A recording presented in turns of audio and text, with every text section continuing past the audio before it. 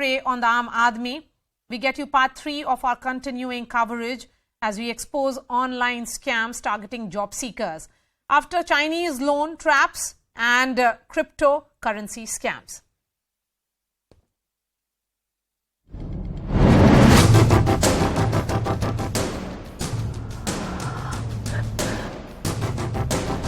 जो local police station है complaint दी, वो बोले ठीक है, we'll see what can we do, but this is a case of cyber. Aditya के बारे में गंदे गंदे मैसेज उसके पैन कार्ड फोटो पे लिख के आ रही है, बना के पैन कार्ड वगैरह का टोटली मिसयूज करके सारी कॉन्टैक्ट लिस्ट पे इन्होंने भेजा है। टेलीग्राम से मेरी चैट स्टार्ट हुई, उन्होंने कहा ठीक है आपको कितना स्टार्ट करना है, मिनिमम अमाउंट 5000 जरिए, तो अराउंड करते करते मैंने उन्हें अराउंड 1,40,000 पे कर दिए। फिर मुझे माइंड में स्ट्रक किया कि नहीं ये एक तरीके से फ्रॉड हो गया।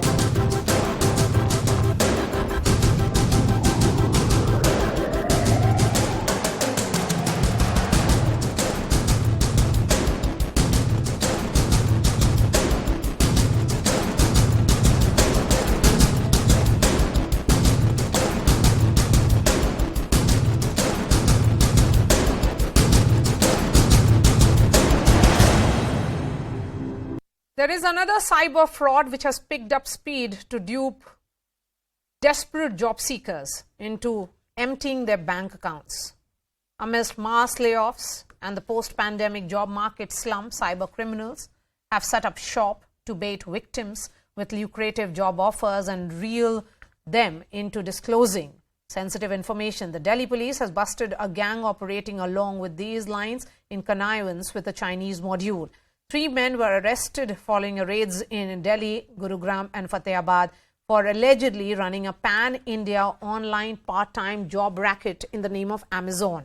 The syndicate allegedly created a fictitious website designed by China-based developers and spread the link on social media to dupe unsuspecting job seekers. CNN News 18's Yash Goel with this exclusive report. CNN News 18 has exposed multiple modus operandi which swindlers have undertaken to empty your bank accounts. Earlier, we exposed how Chinese loan apps were used to dupe people, followed by how Telegram apps were used to dupe people in the pretext of investing in cryptocurrencies. Now, we are bringing you yet another modus operandi of swindlers, which is entailed to empty your bank accounts. Amid mass layoffs across the world, fraudsters have zeroed in on a new target: desperate and vulnerable job seekers. Their tools are fake job ads and harvesting tactics, and the goal is to obtain money and sensitive information from job seekers. Scam जो ये हो रहे हैं, ये various kinds of modus ऑपरेंडीज हैं जो cyber space में करी जाती हैं, और कहीं ना कहीं ट्रांजैक्शन ऑफ मनी आता है, मतलब it is kind of a financial fraud. ये यहाँ पर वर्ल्ड में, यूरोप में, यूएस में, हर जगह पर ये चीजें होती हैं। According to the police, the scam is broken down into 8 steps. Fake or duplicate websites are created in such a manner that they appear to be genuine and anyone can be easily deceived. The jobs are promoted on social media platforms like Instagram, Facebook, YouTube with the promise of big pay packages. The fraudsters get millions of paid likes and ratings and reviews through digital marketing techniques so that victims are convinced. Artificial intelligence is also used to pop up before people on their screens with online jobs or work from home options. Interested parties are asked to establish contact. Once the victim is convinced, they are contacted by messaging apps like WhatsApp and Telegram. Then, users are assigned the task of selling or purchasing products and services for any company. Victims are asked to create a work ID on the website. An e-wallet is designed where the user can see various options like balance, task, order, withdrawal, selling and flagging off of products. Users get carried away when they see that the product or the service is sold out and the money reflects as balance in their wallet. But in reality, they have been conned by people who have complete control over the website and can make modification in users' accounts. When the victim tries to withdraw money, they are shown remaining tasks and asked to recharge their wallet with half the value of the item to be sold. In the end, the website disappears without a trace and the con is complete. We spoke to a victim who revealed that it wasn't just their money but also sensitive data that was phished. he contacted me through WhatsApp and asking like if you are interested to doing a part-time job, so we can start the process. I replied like I'm interested. He shared one link and I opened that link and create my account with the username and ID password. And after that, one account has opened through the name of like Amazon kind of details has been given over that account which I have generated or which I have opened. So after that, he was saying that you have to register with few nominal charges. It was a scam. So when he was approaching me like you have to add more money to buy some order from the Amazon link. So I was adding the amount. I was adding the amount to recover my money, but it was a scam. Like I lost so many orders. Okay, ma'am. Yeah. So it was around 1 lakh, more than 1 lakh actually. Delhi police apprehended a group of cyber criminals who were allegedly involved in these online job scams. According to the cops, the accused were operating in collusion with Chinese companies, but the syndicate mastermind operated from Dubai. In this particular case also, where we received the complaint and registered in December the FIR, there also the server where the website was hosted is in China, and the mobile number were used for WhatsApp and Telegram, their IP address is also from China. So stating this that there is involvement from the people in China, I think this is true. It cannot be denied. As per the Delhi police, nearly 11,000 people have been scammed across India. Their money siphoned off using a shell company via offshore crypto exchanges. The account that she transferred the money into, that particular account had a transaction of more than 5 crore rupees in one day, in single day. And the unique IDs in that particular account doing the transaction were more than 30,000. In a one day, 5 crore rupees transaction and more than 30,000 victims, I would say, is huge to be considered. So how does one safeguard themselves from such scams? Make sure to only use verified apps and websites. Think twice before answering any suspicious phone call or replying to dubious emails. Always double check authenticity of a company. And don't pay the price for the promise of a job. Remember, it could be too good to be true. Ultimately, the thought process is very clear. They want to generate money from the Indian market. They want to target the hapless, innocent Indian user who wants to potentially see hope in these kinds of apps. And then this money gets to be used for a variety of purposes, including against the national interest and the national security of India. While India is transforming digitally, there needs to be greater awareness among the public. Otherwise, they will easily fall prey to the growing web of cyber crimes. For CNN News 18, this is Yash Goel. And Yash is joining me live. Yash, what is the scale that we are looking at? On an average, how many job seekers are targeted? Well, Maria, talking about this very particular case and entirety of this matter, in fact, the police had maintained that till the date, police had busted this very group of cyber criminals. Around 11,000 people were in fact being duped in this entire matter. So the vicinity and the web of this entire thing is very humongous, if we can say. In fact, the Delhi police has also maintained that it's not just about the jobs, it's about the larger net. Because if we look at the cases in this entire matter, the modus operandi remains to be very similar in all these cases. In fact, the Chinese loan app case, then the Telegram case, and in fact the cryptocurrency frauds, and now these very job scams. So the list of victims is very humongous in this case. And in fact, the most problematic thing in this entire case is that most of these scams are operated and done by people sitting outside the geographical boundaries of India. And in fact, police has categorically maintained that in all these cases, and in particular in this very case also, the mastermind was stationed in Dubai. And in fact, the servers which the police was able to track, they were all located either in China or countries like Hong Kong. All right, Yash, thank you so much. Joining me now, Karnika Seth, cyber law expert. We also have Prashant Sharma. Siddhant Tyagi is a victim here, and Yashvardhan Azad, former IPS officer. I'm going to begin with you, Karnika. How are these apps and websites able to gain the gateways for financial transactions? Well, these apps and if you call these phishing scams, I mean, they are able to be a haven rather for these criminals, because it's very easy for them to put in their user accounts, and they can really siphon off monies of people with social engineering attacks. It's very easy because the KYCs may not be in order, the due diligence guidelines may be flouted, and criminals find via media through use of VPNs. They misuse technology rather to commit these crimes. It really needs more accountability also on the part of the app stores and the app providers to see who is registering an account, and who is the person who's transacting and interacting with a customer. So that is essential, and we don't have I would say enough regulatory framework at this point. We're still building the framework. We do have cyber fraud, reporting in say 6 hours time window. We have other norms, just recently against fake loan news and other, aspects. However, the cyber awareness which is needed from an ordinary, citizen is still in the process. We are still in the process of educating and empowering them. Okay, then as the government's digital India program, expands, how do you protect job seekers then, Prashant Sharma?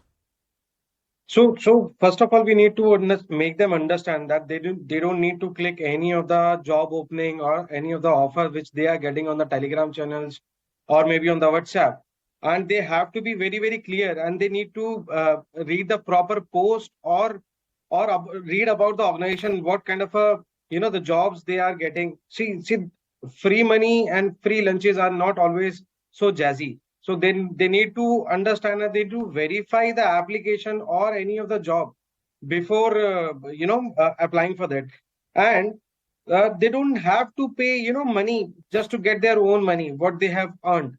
So in most of the cases we have observed very clearly that these fraudsters are asking money, right? So we don't have to fill any of the forms by paying money, or we don't have to pay any of the extra amount just to get our salary, from these. Okay, these then wallets. Siddhant, what exactly is your story? मुझे अपने बारे में बताइए. And what exactly did you do in terms of did you get get carried away कि अच्छी job है तो थोड़ा सा चलिए फॉर्म भरने ही में पैसा खर्च कर देते हैं? सिद्धांत, if you can hear me. सिद्धांत त्यागी, अगर आप सुन सकते हैं. सिद्धांत त्यागी, अगर आप सुन सकते हैं, मेरा सवाल आपसे ये है कि क्या हुआ था, आपने क्या पैसा दिया, कोई फॉर्म भरा, क्या किया था आपने? So are you asking this with me? No, this is a question to the victim here. I'll try and connect with him again. Yashwardhan Azad, do you feel at the local level the police is still not really equipped to deal with such crimes? No, you see, let me start by saying that in this age of information and communication technology, I mean, online frauds are bound to happen unless you're careful. And I think there is a lot of cautionary advertisements which have been even put out by the Ministry of Home Affairs. Like somebody said, if there is a kind of a cash transaction, I mean, how can you apply for that job? I mean, how can you apply for a job online when these are from unsolicited emails asking you to deposit money? They have some vague websites, which vaguely are similar to the proper ones. The police will do it if it is reported in time. For example, MHA has also listed that number where you immediately apply if there is a cyber fraud, and they can block through the banks and all that. But the serious problem here is that most of them, if somebody is writing from Dubai and says that there's a job in Dubai and you give so much of money, you give money and then you give again some money, then I mean, how can somebody prevent? सिद्धांत, मुझे अपने बारे में बताइए, क्या हुआ था? Hi. So in my case, someone impersonated a company that I was investing in. So I usually used to invest directly through the company owners because I invested in the private sale seed round. But later when I had to again purchase, I went to the Telegram chat of that company. So someone targeted me from there because they knew that I have some holding in that particular share or particular crypto company. So there they try to impersonate the company as their support, and they're like, you're trying to they reached me out for some help, and that's when they gave me a malicious link, which I knew about that it's the customer consumer who has to be aware in these areas, because there's no regulatory body in place as of now.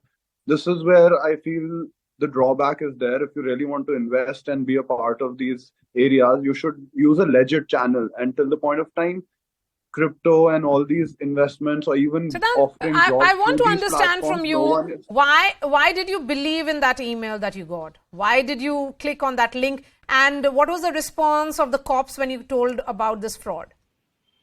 So basically, this is if we look at Telegram, the jurisdiction is actually, it's a Dubai-based company. They don't have any offices, no support, nothing like that. So even the police can't do much about it because there's no person to reach out to. There's no office. There's no infrastructure set up here. Even the company is based out of Dubai, so you can't do much there.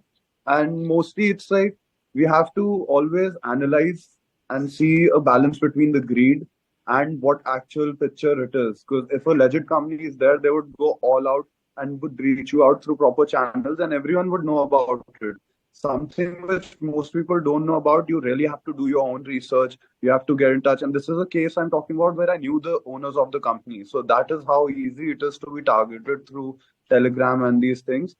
So mostly you have to be very aware in those group chats and in private chats. You have to really see whether the person impersonating, he has changed a particular letter in the link or in the profile that they're trying to impersonate. They would always have there is a clue always hidden right in front of you. So everything is there, but you have to really open your eyes and see through it if you're really trying to go into something which is not there in the mainstream investment channel or mainstream media.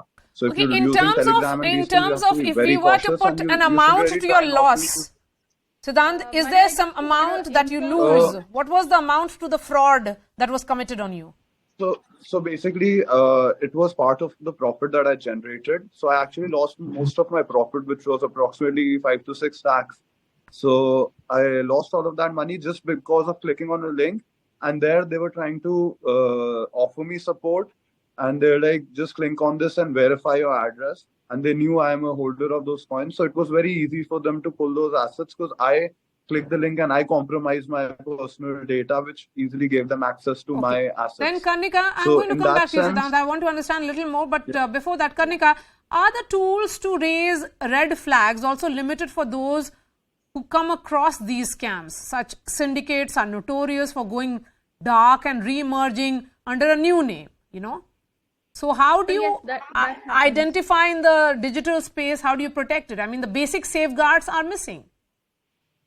Well, first of all, the consumers, the users of the net, there are, helplines available like 1930 and cybercrime.gov.in. They need to be aware of these usual modus operandi of criminals, like we were just, discussing that one shouldn't click on any suspicious links. And if they really encounter any situation like this, one needs to immediately inform the bank, inform the payment, wallet company, or even the social media platforms if they're encountering any kind of criminal intimidation or their data is stolen. These are all, even they're asking for bitcoins at times. So they have to be aware. That's number one. Number two is if this happens, then what is to be done? After reporting this, one has to keep the screenshots of these evidences, and that will help in the investigation. In order to track them, sometimes we use DNA photo hash mechanisms. If it's an image which is shared, there are other tools, AI-based tools today, to even find out, like we do fact checking for fake news. We also have, tools and AI deployed tools to cross check where a particular, link is originating from, or how it is being circulated and how it can be blocked on the, web. So there are ways and means. The onion routing, which is prevalent in the dark web, you can actually, you can tackle that. You can tackle steganography also. So there are lots of different technologies today which we can actually use and misuse both. So you have to really find ways and means, even encryption for that matter of fact. You can use it to Prashant ji, mujhe bataiye, we all receive these random messages and calls for loans and part-time jobs. if everyone consciously raises the red flag and doesn't ignore it, is that the only way forward, that you have to protect your own self?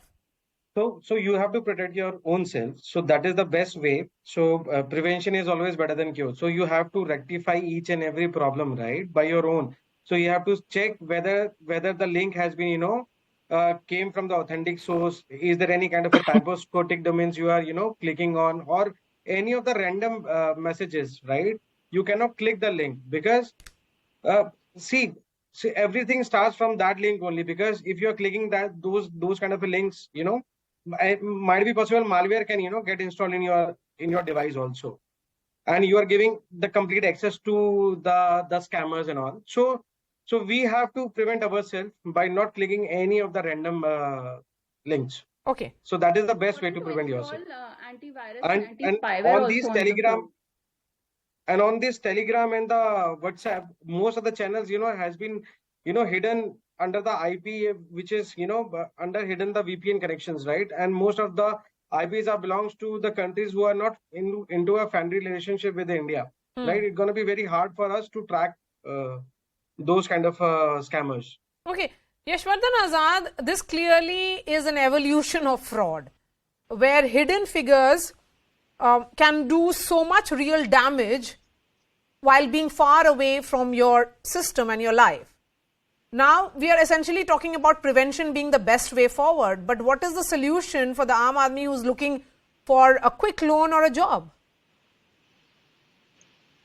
See, as I said earlier, it's very difficult to escape online frauds because most of the things are being done in a digital fashion today. So I totally agree when somebody says that precaution is the best cure. But of course, there are other ways. You see, all the cautionary advice is on the public domain. So if you're really desperate about a job, if you're desperate about a particular loan, then you have to be equally vigilant about the authenticity of the source from where you're getting a loan, etc. I think that is the only way which you can do, because in digital revolution, which we are seeing right now, you have to be digitally aware. The police, for example, can do it if you immediately you're given the information. But if the IP addresses, if these people are doing this fraud from outside, like Chinese-based apps or from Dubai, that is very, very difficult. For example, some of the police, their cyber police stations are working very well, like in Haryana, for example. So you have to be vigilant, you have to be active, and immediately you have to report this kind of a crime for the police to act. I think this is the only solution. No, but Siddhant says that he had no option. I mean, Siddhant, did you actually report to the police? I have one comment here. One moment, Kanika. Siddhant. I did reach out to the police, but at the same time, they don't have much knowledge about Telegram and these particular apps. So if you're using autonomous apps, there's very limited things where they can help you from. If it is WhatsApp or something like that, that sort of a platform is still accountable to some extent. Yes. So it really depends on what channel you're using. If you're using a channel where you really don't know much about the company, so it becomes the user's duty to actually safeguard himself. You can actually use VPN and certain methods where even if you click a link, you don't actually compromise your data and your wallet or your credit card details or whatever is saved on your phone. So you also try to mask your identity, especially when you're using autonomous apps, which are still not regulated to any extent when it comes to the police acting on it. And Siddhant, do you know of people who have been, have been part of this kind of fraud, like you have been subjected to, who had to suffer? Yeah, there are most investors who are still a part of the market. They have gone through this phase and stage where they have been scammed in one way or the other. There are a lot of young people from Russia who are like 17, 16 years old, but all they know is they just go on phishing people. They create fake identities, they create fake websites, they try to replicate the most commonly used websites like Facebook and all these, where people try to put in their details, or they, in some way or the other, they would send a link out to your phone. They would even try to replicate your bank to that extent, where you would put your credit card details. They try to impersonate these common aspects where anyone could fall for it, thinking, okay, my bank is calling, they're asking me to verify my identity, is probably. So they actually play on something which people really don't know much about, but they are a part of that system. Okay. So it's like if a bank calls you, you'll try to verify yourself. If they say your credit card is going to get blocked, in that way you have to really see where the call is coming from. Is it so? I would suggest like apps like Truecaller, they actually all right, identify so be spam careful. callers and all. You have to protect your own self is the answer that's coming from this discussion. Karnika, Prashant, Siddhant and Yashavardhan Azad, thank you so much for your time. We are putting out that story of Yash Goyal on news18.com. That's all from me. Thanks so much for watching.